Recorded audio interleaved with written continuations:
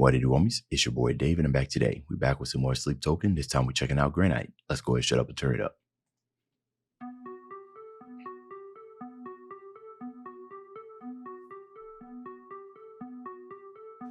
Sulfur on your breath, granite in my chest. You will never have to talk about it.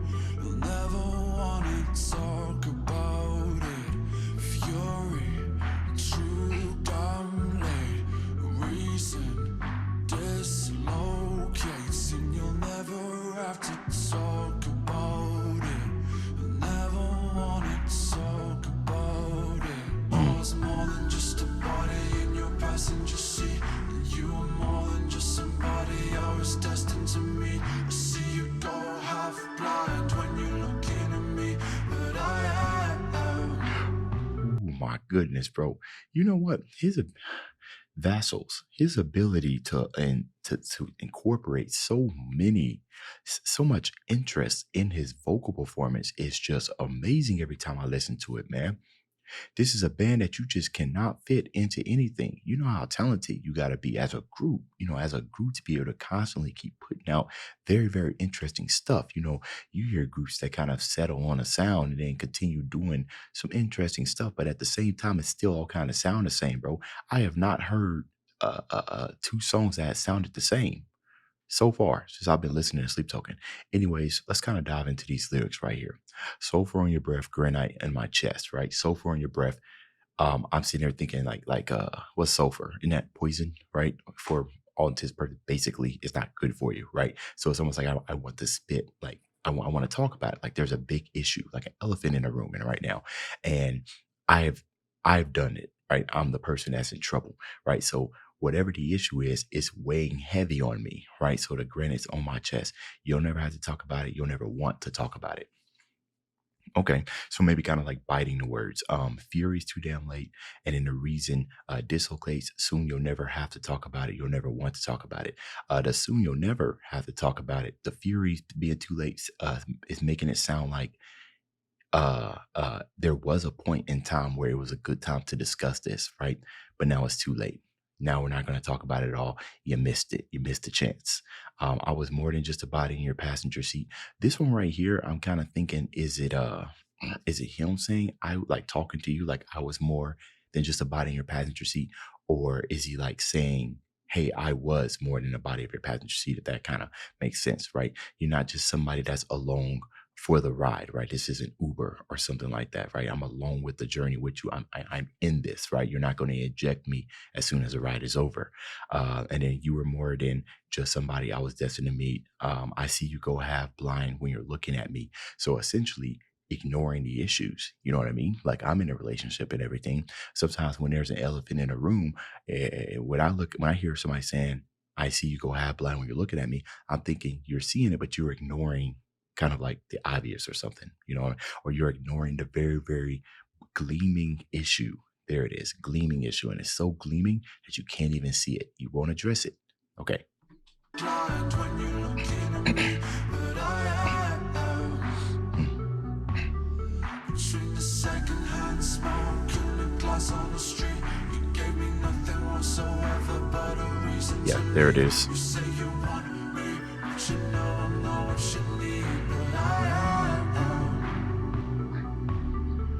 When you sit there, acting like you know me, acting like you only brought me here to get below me. Never mind the death threats, plotting at the door. We'd rather be 6 feet under than be lonely. And if you had a problem, then you should have told me. Before you started getting all aggressive and controlling. You only drink the water when you think it's holy. So keep an eye on the road, or we will both be here for tomorrow. Okay, so I know there was like a drop going. Don't worry, we're gonna get that build up again as we go through it. Appreciate for those of you who stick through my commentary while I'm trying to figure this out. I know it can kind of be a little bit annoying because you, the listener, has probably figured out everything about this song. You probably heard it a million times. I'm the type of person where when I listen to it, I try to get as much as I can. Plus, this is a reaction video. I need to somehow try to add some value instead of just sitting here listening to it and saying, yeah, that's tight. musician in me just ain't gonna let this stuff go anyway. So sorry, not sorry. Sit to act like you know me, act like you only brought me in to get below me. Okay, so someone's below you as in I want you to be my protector, or below me as in, sex. Never mind a death threat, parting at the door. We rather be 6 feet under than be lonely, right? So you rather die than be lonely, which kind of insinuates the lengths that you are willing to go through to not be lonely. That means put up with the various amounts of issues and stuff, no matter how gleaming, no matter how half blind it makes you, you're going to fight through all of this, right? So if you had a problem, then you should have told me before you started getting all aggressive and controlling. Whole lot of bottled up emotions and everything. If you don't have proper communication, especially in a relationship, that stuff can start bubbling up and causing even more issues. But I like this where you only drink the water when you think it's holy, right? So whenever I'm in the right, if you will, or if I believe I'm in the right and everything, that's when I'm gonna come and start attacking you, even though I'm wrong. So keep it out on the road, or we'll both be here forever, right? You sitting here driving. If both of you guys aren't looking at the road as you're going through, then it's going to end up crashing, right? Somebody's got to be looking at the road. Somebody's got to be steering, right? It's like in a relationship when two heads, or when you're fighting amongst each other, right? One person needs to have the clear head. Somebody has to have the clear head. Two heads battling each other is just going to end up, it's not going to be good, right? You're not going to go anywhere. It's just it's like a debate, right? Debates are interesting because people just end up, they work, but sometimes they don't, because people just end up being more entrenched in what they thought was whatever they thought to begin with. You know what I mean? So nothing ever goes anywhere because they're too busy trying to battle while they're right and not accepting while they're wrong. So that's what I get when he says, keep an eye on the road and we'll both be here lonely. So let's keep it going, baby.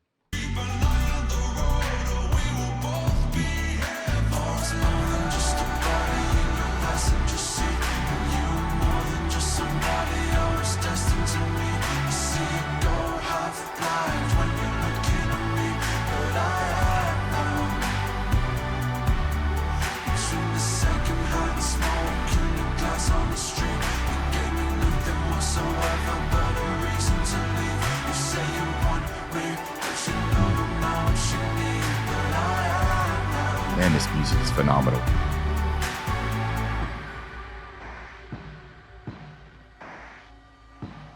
Little bit crush, like a lo-fi effect added to the beat. There's a whole lot of suspense in there too, like a horror, some type of horror.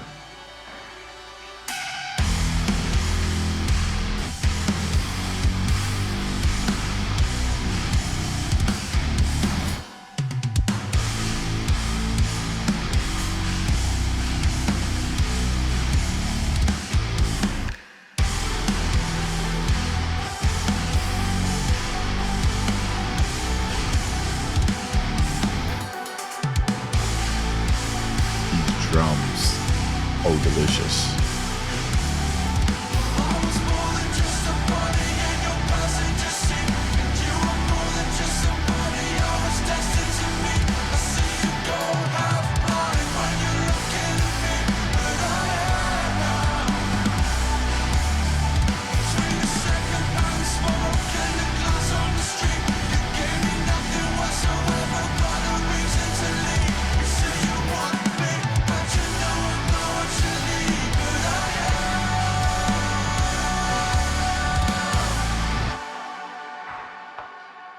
Okay, yo, this beat's crazy, bro.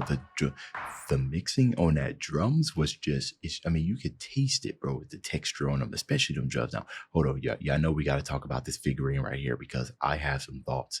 I have some theories. Okay, now, for those of you who's sticking around for the commentary, again, I do appreciate it. It helps out the channel.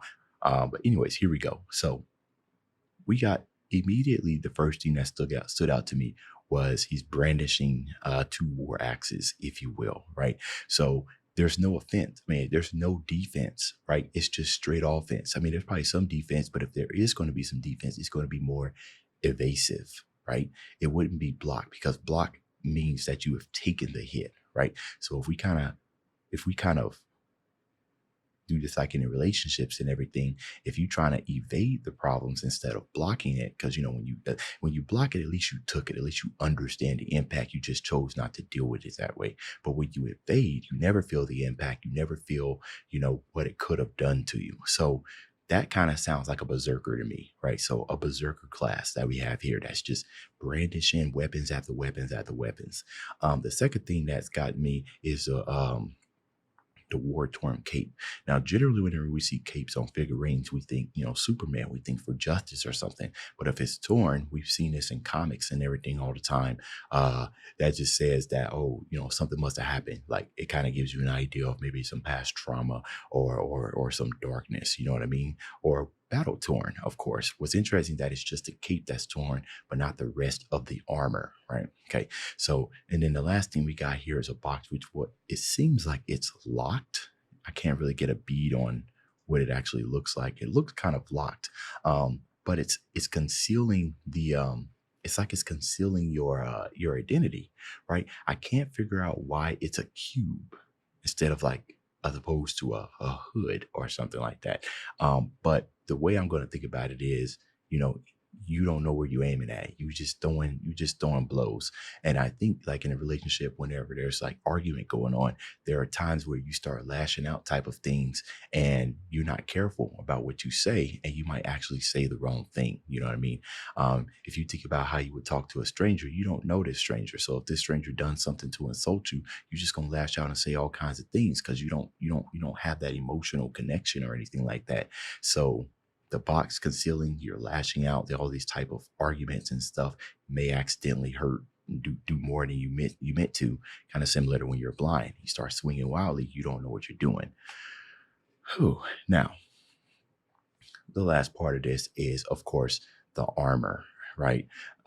It's full armor, head to toe, which does signify defensiveness a little bit, right? Not defensiveness as blow, but you know, you're deflecting some shots, you're ready to go to war. But at the end of this, it starts to decay, which almost means that, you know, it's dying, right? Like a decay type of dying. But anyways, this is generally the time that I would go into, you know, song, whatever it was, genius.com or something like that, and try to look at and see what the song was about. But I'm happy with my assessment of this song. I'm pretty sure got it wrong, or at least hopefully I'm close, but I'll let you guys tell me that in the comments. See you end of this video. If you enjoyed the content, leave a like and subscribe. Dave's out.